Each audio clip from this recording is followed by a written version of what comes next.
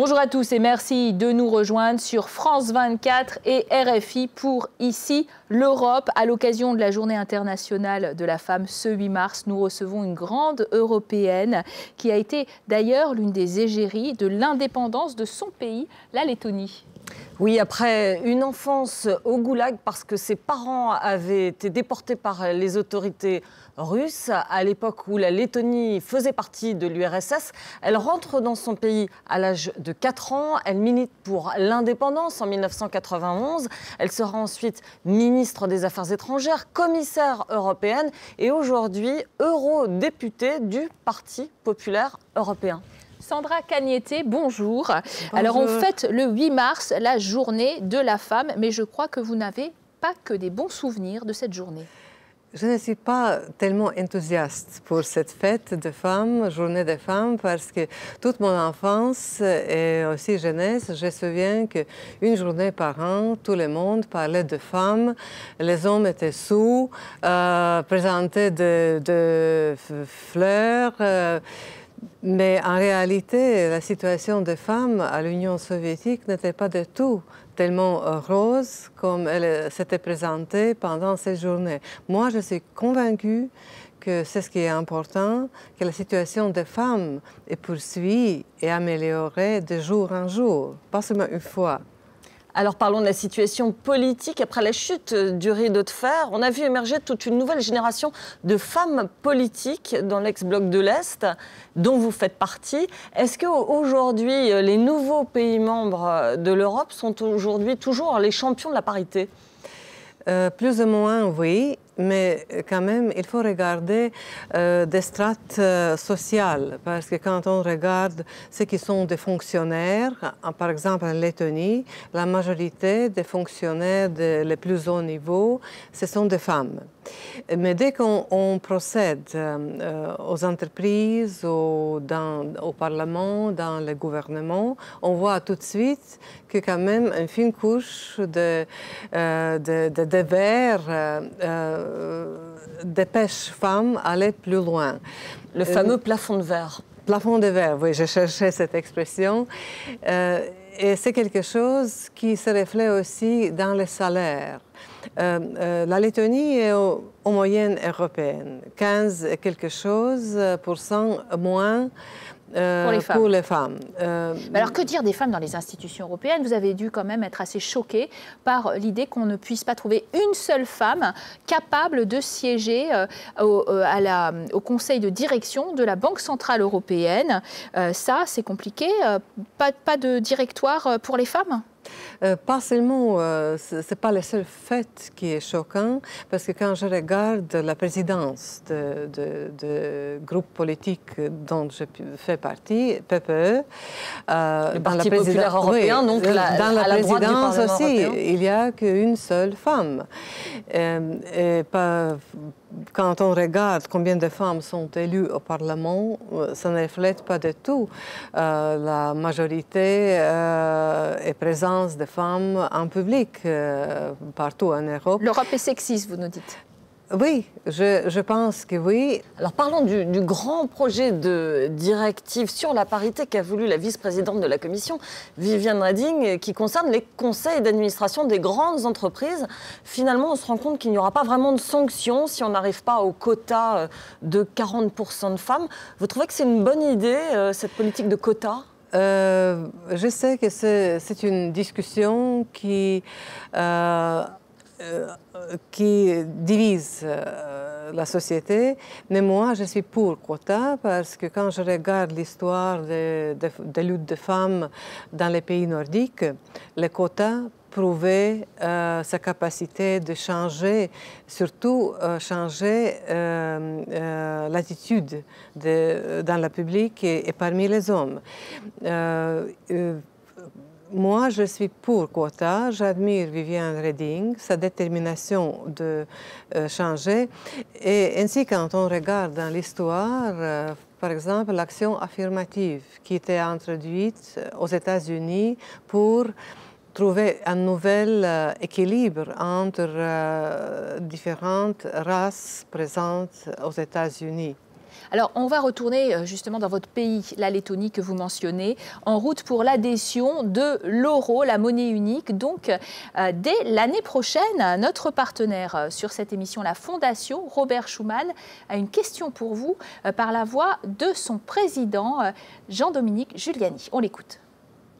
Chère Sandra Cagliette, vous êtes une référence morale dans le nord de l'Europe pour tout ce que vous avez fait pour reconquérir la liberté pour les États baltes et spécialement pour votre pays, la Lettonie. Elle a connu en 2008 une crise particulièrement grave. Elle s'en est relevée au prix d'efforts considérables de sa population. Et aujourd'hui, dès l'année prochaine, elle semble vouloir rejoindre l'euro. Vous pensez qu'il est toujours aussi attrayant? Vous pensez que les Lettons se sentent vraiment attachés à la monnaie unique comme ils sont attachés à l'Europe? Votre réponse? Ma réponse est au niveau sentimental. Bien sûr que les Lettons sont très attachés à notre monnaie nationale, l'ATS, qui est symbole de notre indépendance. Mais l'euro, c'est une monnaie stable, même avec la crise italienne. C'est un passage. Nous allons affronter et sortir de cet épisode, pas le premier et pas le dernier. Mais c'est la troisième économie de la zone euro quand même. Ça risque peut-être de fragiliser cette zone euro. L'Espagne, c'était aussi un problème très difficile. Le plus important aujourd'hui pour les pays baltes, pour la Lettonie, que pour nous, monnaie unique, c'est un choix pas seulement économique, monétaire, mais aussi géopolitique. Car moi, je vois un monde dans 10-20 ans, dans 3-4 grandes zones monétaires. Et pour la Lettonie, c'est le choix entre les zones où règne le rouble et les zones où règne l'euro. Alors parlons de votre pays, on l'a dit, qui a connu une très grave crise en 2008. Il était au bord de la cessation de paiement. La cure d'austérité a été drastique. Il faut parler de 25% de baisse de salaire chez les fonctionnaires, beaucoup de baisse d'effectifs, baisse des retraites. Comment se fait-il que les Lettons ne soient pas sortis dans la rue pour protester comme le font les Grecs, les Espagnols, les Portugais ? Vous savez, nous sommes pas plus qu'1,5 million. Et les petites nations sont très raisonnables en majorité. Donc, nous avons fait le choix de garder notre monnaie nationale comme instrument de notre recouvrement économique, donc d'évaluation interne, qui est très difficile. Mais il y a quand même quelques principes dont études de notre recouvrement prouvées. Premièrement, il faut faire très vite. Parce que si vous traînez avec des décisions radicaux, la situation s'aggrave. Deuxièmement, il faut communiquer avec la population et expliquer pourquoi on fait. Il faut avoir un plan de réforme structurelle. Et ce plan, il a abouti à une croissance pour 2012 de 5%. Oui. Donc vous êtes reparti sur le chemin de la croissance. Comment vous expliquez, alors vous parlez de redressement, comment vous expliquez ce redressement, ce modèle letton en quelque sorte? Exactement, par détermination avec lesquelles les mesures d'austérité étaient introduites dans des finances publiques. On a vraiment trouvé l'argent dans le secteur public qu'on a investi pour la croissance. Et deuxième chose qui est remarquable, le rôle des fonds structurels dans cette croissance, parce que la Lettonie a regagné sa croissance avec la croissance d'export. Et c'était quelque chose qui pratiquement n'existait pas avant la crise. Vous croyez au pacte de croissance européen, en fait. Oui. En tout cas, à 9 mois de l'introduction de l'euro, votre pays se prépare. Et on va voir que les avis sont assez partagés. Oui. Et on va voir cela dans le reportage à Riga d'Anne Maillet. En pleine crise de la zone euro, la démarche a de quoi surprendre. Et pourtant, en signant cet acte de candidature début mars, la Lettonie a fait un grand pas vers la monnaie unique. Si tout se passe bien, l'euro pourrait remplacer le lats dès le 1er janvier 2014. C'est le premier pas officiel qui va conduire à une évaluation de notre pays.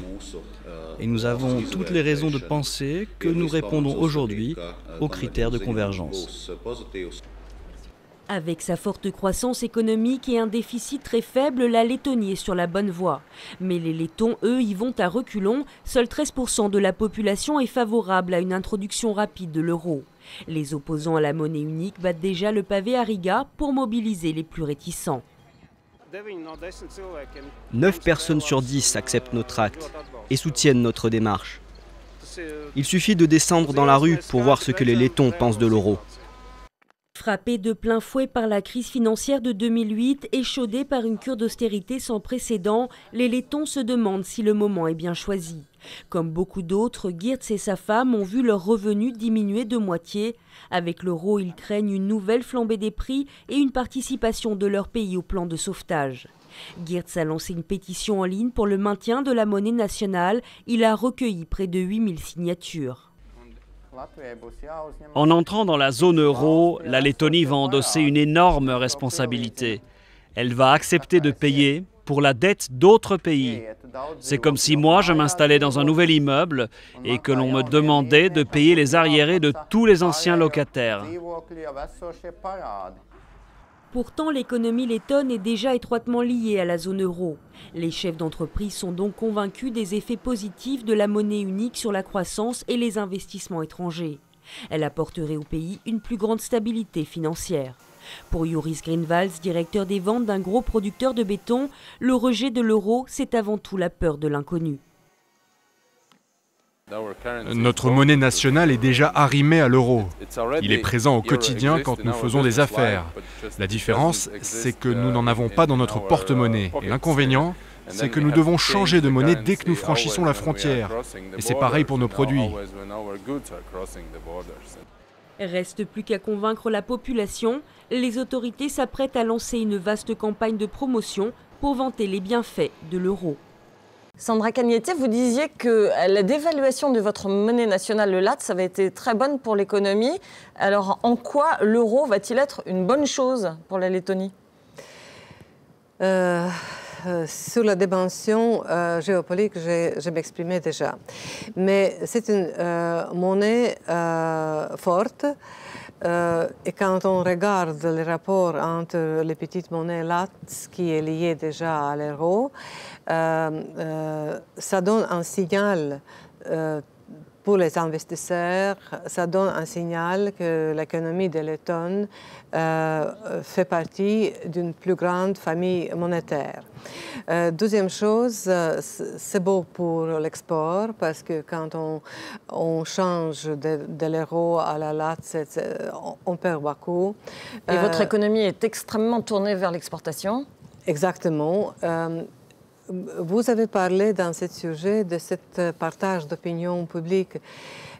Oui, mais ça change maintenant parce que le gouvernement, les médias ont commencé une campagne d'information pour expliquer mieux de quoi s'agit-il.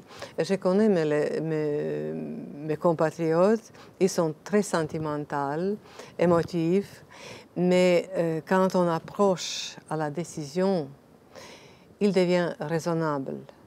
Et je pense que à la veille de 2014, le soutien pour l'euro va augmenter considérablement.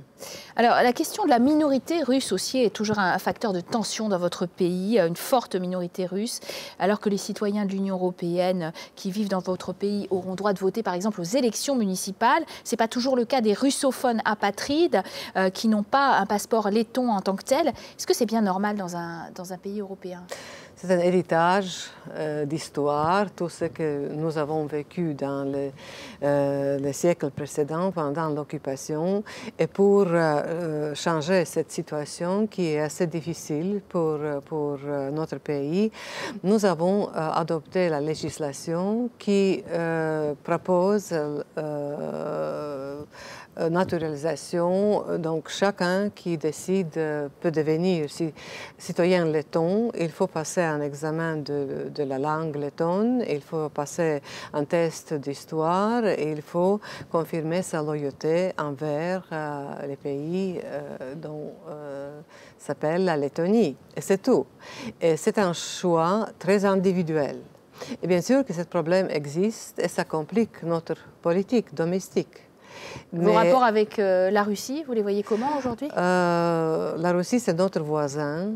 C'est ce qui nous préoccupe. C'est cette tentation autocratique qui existe toujours en Russie. Nous sommes dépendants de l'énergie, des ressources énergétiques qui viennent de Russie, du gaz. Donc, nous essayons de trouver de bonnes relations avec notre voisin. Et pour nous, c'est ce qui est important, que la Russie aussi prendra des initiatives à encourager ces russophones de prendre la citoyenneté lettonne. Mais en réalité, la Russie encourage ses compatriotes qui vivent à l'étranger prendre la citoyenneté de la Russie. Et en fait, nous ne savons pas combien de citoyens russes habitent en Lettonie. Alors vous êtes, on le rappelait, fédéraliste, en tout cas pour plus d'intégration européenne. Et aujourd'hui, vous voyez les premiers pas de François Hollande sur la scène européenne. Vous les jugez réussis?